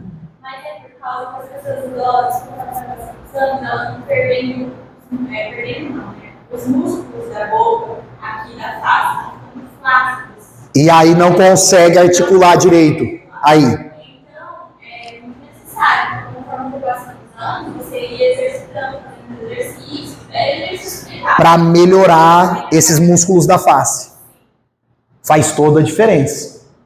Outro ponto, irmãos, a expressão corporal. Quem aqui conhece o pregador do tigre enjaulado? Já viram o pregador do tigre enjaulado? Porque, irmãos, a palavra de Deus diz, e Jesus foi lá, e não sei o que, e aconteceu isso. Aí você fica assim. Daqui a pouco você desmaia, você está tonto. O irmão que tem labirintite está perdido nesse culto. Eu sei que você desiste de ficar assim e fica assim. É, Jesus. Isso mesmo, Senhor. Eu sei. Então, não, Micael, eu tenho que ficar igual um robô 40 minutos? Não. Você cumprimenta, você faz os seus agradecimentos. Depois ali de 5 minutos, 10 minutos, você consegue. Você vai fazer uma aplicação, sair ao lado, tal, falar com os irmãos desse lado, falar com os irmãos daquele lado. Depois você volta para a posição de onde é o púlpito novamente.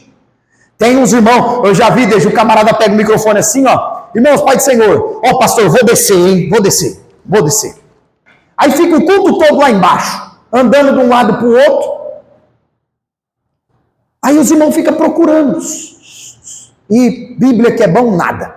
Geralmente, quando faz isso, Bíblia que é bom, nada, nada, nada. Então, a expressão corporal, nós devemos usar. Deve-se evitar os excessos. Ficar o tempo todo. Deve-se evitar os excessos. Mas, à medida que for um movimento natural, você pode usar a mão, você deve usar a face, o rosto, para expressar aquilo que você está falando. Cacuetes e jargões. Quem gosta? Cacuetes e jargões. Vai aí para a página 104 do livro. Ó, olha aí os cacuetes e jargões. Manto, terra. Olha essa. Glorifica, porque Herodes morreu comido de bicho, porque não deu glória. Você já ouviu essa no culto que eu sei.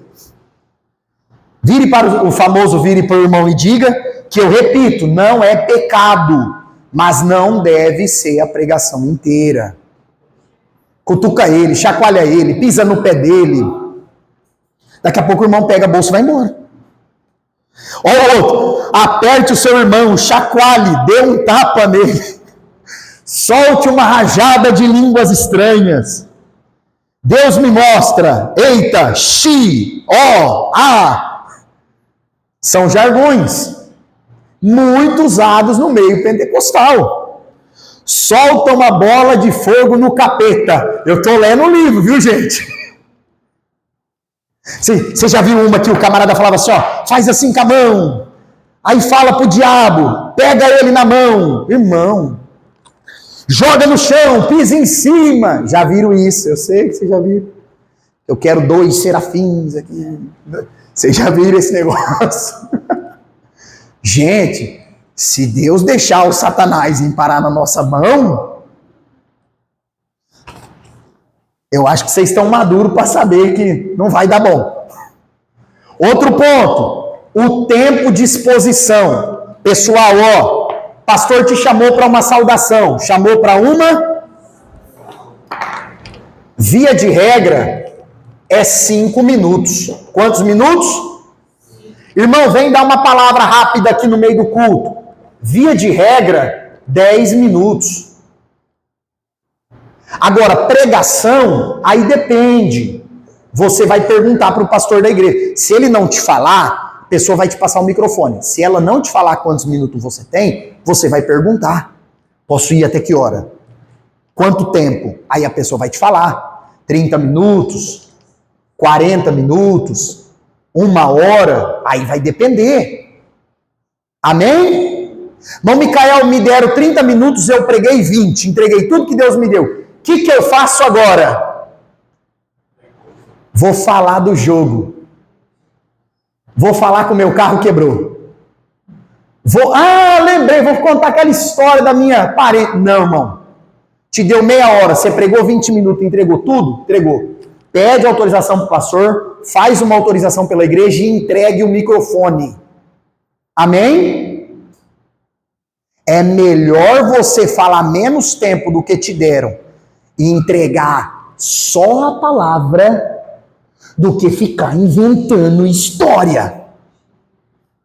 A irmã Lenice usou ali, a Nath falou também na aula passada, a expressão que a gente fala no crentez, enchendo linguiça. Você fala, rapaz, o camarada pregou bem, hein? Até 10 para as 9. A hora que deu 10 para as 9, meu Deus, era melhor ter ido embora. Então, mesmo que você fale menos do que o tempo que te deram, é mais bonito do que ficar inventando coisa. Amém? E esse tempo de pregação, gente, nunca reclame do tempo que te deram no microfone. Eu já vi pessoa receber 40 minutos, ficar enrolando 10 minutos para abrir a Bíblia e ler o texto e depois reclamar que recebeu pouco tempo. Dá para tomar o microfone, não dá, Túlio? O senhor que está aí auxiliando no ministério pastoral, você dá 40 minutos pro cabra. Ele fica 10 minutos, irmãos, porque eu vim de não sei da onde. Eu estava não sei da onde. E peguei o ônibus, o avião não sei da onde. Que eu sou de não sei da onde. Que eu oro tantas horas. Eu leio tanto. E não sei o quê, e não sei o quê. Só falta falar glória, pois a mim. Aí o cara olha pro relógio e fala, irmãos, porque no pouco tempo que me deram, nada. Um dia o irmão falou, eu dirigia os cultos das cruzadas, vocês sabem disso. Aí eu avisei o camarada, falei, irmão, mensagem de rua é 30 minutos, e é Jesus, pregue salvação. Aí ele falou, no pouco tempo que me deram, eu falei alto para todo mundo ouvir, no tempo certo que o senhor recebeu. Por quê, irmãos? Porque a pessoa fazendo isso, um pregador, uma pregadora que reclama do tempo que recebeu no microfone, ele está descredibilizando totalmente o trabalho do pastor local, do dirigente do culto. É uma falta de ética terrível. No Micael, e num culto que me deram 5 minutos para pregar, não é saudação. Aí, irmão, é responsabilidade desse pastor e Deus. Você não tem nada a ver com isso. Prega os 5 minutos, ora pelo povo, e quem faz a obra é o Espírito Santo. Amém? Irmão, já vi na internet que um pregador famoso fizeram isso, ele ficou bravo, ele levantou e foi embora. Não é essa a postura de um homem de Deus e de uma mulher de Deus. Não é porque alguém errou com você te dando pouco tempo, que você vai cometer um erro ainda maior. Amém? Então seja fiel ao tempo que te deram. E o estilo próprio. Existem características que são próprias. Um pregador vai ali no momento ser mais animado, outro mais calmo. Um é mais ensinador, mensagens mais de ensino, de conhecimento da palavra. Outros vai ser um pouco mais no sentido de trazer respostas de Deus para as pessoas através da pregação.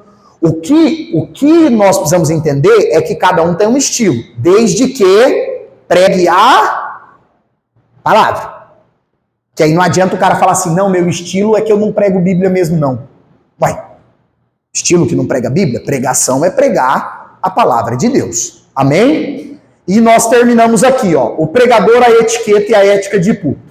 Gente, a primeira impressão é muito importante, sim ou não? Nós temos que entender que as pessoas que nos ouvem nas igrejas são seres humanos. E seres humanos vão receber uma primeira impressão nossa, não vão? Quando você chegar, é por isso que tem essas dicas aqui, ó. Ser pontual. Já falei na semana passada. Pregador só chega atrasado em um culto em uma situação específica, que tenha uma justificativa correta. Irmão, por exemplo, o culto era 7 horas, me falaram que era 7h30, por isso eu atrasei. Aí não é culpa do camarada. Irmão, o culto era 7h30 da noite, eu cheguei lá no aeroporto, por exemplo, cidade grande, eu cheguei lá 7 horas. Como que esse cara vai estar ali 7h30, se ele ainda precisa ir tomar banho e trocar? Então, são situações específicas. Via de regra, alguns adotam isso como estilo de culto. Ao invés de perguntar para o pastor da igreja, que hora que o culto começa para eu chegar lá? Ele pergunta, que hora que eu vou pregar? Na minha opinião, se você chamar uma pessoa e ela fizer isso, ela deve ir só essa vez, nunca mais. Amém? Porque é por conta de muitos líderes aceitar que um monte de gente famosa faz essa palhaçada aí. Só faz porque tem quem aceita. Outro ponto, cuidado ao cumprimentar. Irmão, você chegou atrasado num culto, que jeito que você vai cumprimentar as pessoas? E vai pro teu banquinho, quietinho, pianinho, tranquilo. Você tá atrasado, meu irmão, a igreja já tá cantando, adorando a Deus. Você vai lá, pastor, que prazer eu ser o aluno aí na videoaula. Não, irmão, você está atrasado, ó. Pai Senhor, Pai pro Senhor, e vai para sua cadeira.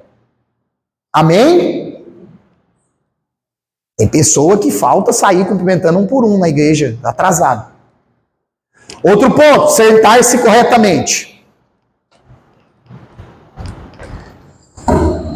Eu sou o pregador da noite. Aí você chega lá no culto, eu tô assim, ó.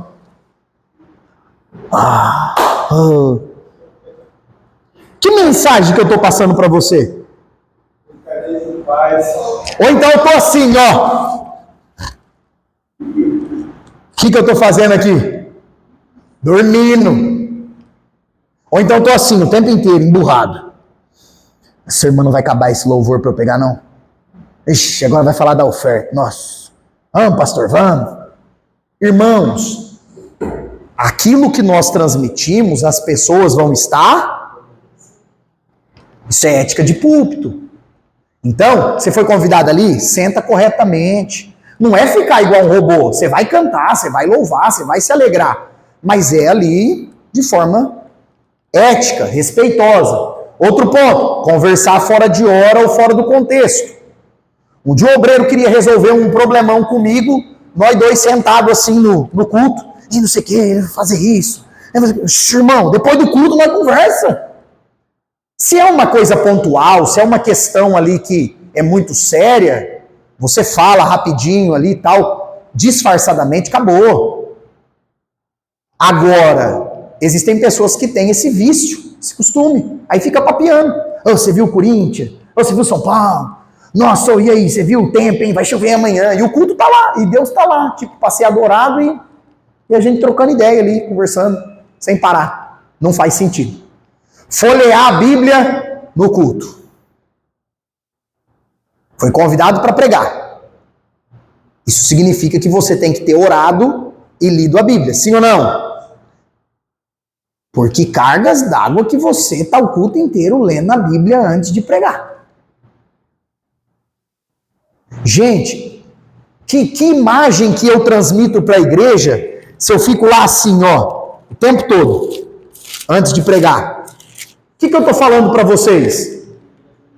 Nem sei o que eu vou falar aqui hoje. Você imagina se você chega aqui na aula e eu fico assim, ó, calma aí que deixa eu achar a página, não é essa não, é unidade 3, unidade 6, não tem unidade 6. E, meu Deus do céu, eu estou dizendo para você que eu não estudei, eu não me preparei. O pregador folheia a Bíblia em casa, pede a Deus a palavra em casa, ele ora, jejua, Deus dá a palavra, ele prepara. Ô, Micael, no meio do culto Deus falou comigo um negócio ali especial. Você abre rapidinho, você vai estar com uma caneta ou ali no seu celular, que seja, desde que seja usado dessa forma, você anota e já guarda, acabou. Que é algo a mais que Deus te deu ali, mas não é ficar estudando a palavra no meio do culto. E por fim, cuidado no trato com o sexo oposto. Às vezes, irmão, uma irmã está dirigindo o culto, chama um irmão para pregar, aí cumprimenta, beijinho no rosto, abraço. Deve-se ter cuidado com isso. Não, Micael, mas são pessoas que não têm maldade, são pessoas crentes, mas pode causar uma má impressão. Sim ou não? Da mesma forma, um homem, um líder que está dirigindo o culto, convida uma mulher, deve-se ter esse cuidado. Mesmo que seja alguém conhecido, parente. Irmão, deixa eu falar uma coisa para vocês aqui. Para fechar, ó, acabou. Para fechar. No ambiente de culto, o dirigente do culto, ele não chama o amor para cantar. Vocês vão entender o que eu estou falando. Eu quero convidar aqui agora a minha princesa para adorar a Deus. Não, irmão. Você está ali como dirigente do culto. Vou convidar a irmã fulana para cantar. Por quê? Às vezes, isso acontece muito em igrejas que tem muitas famílias. Muitas famílias da mesma família que compõe aquela igreja. Fica assim, ó, agora o meu tio vai pregar. Mas como assim meu tio vai pregar? Agora vem cantar aqui meu filhão. Que meu filhão, irmão? Que meu filhão? É irmão fulano, irmã fulana, pastor fulano. Amém? Isso é algo que nós aprendemos dentro dessa questão da homilética e também de uma ética pastoral. É necessário ter esses cuidados. Por quê, irmãos? Porque a pessoa que está dirigindo o culto, ele está ali coordenando aquele serviço de culto a Deus. O pregador, a pessoa que vai cantar, ela tem que entender que ela está ali cultuando com a família dela, mas são irmãos em Cristo.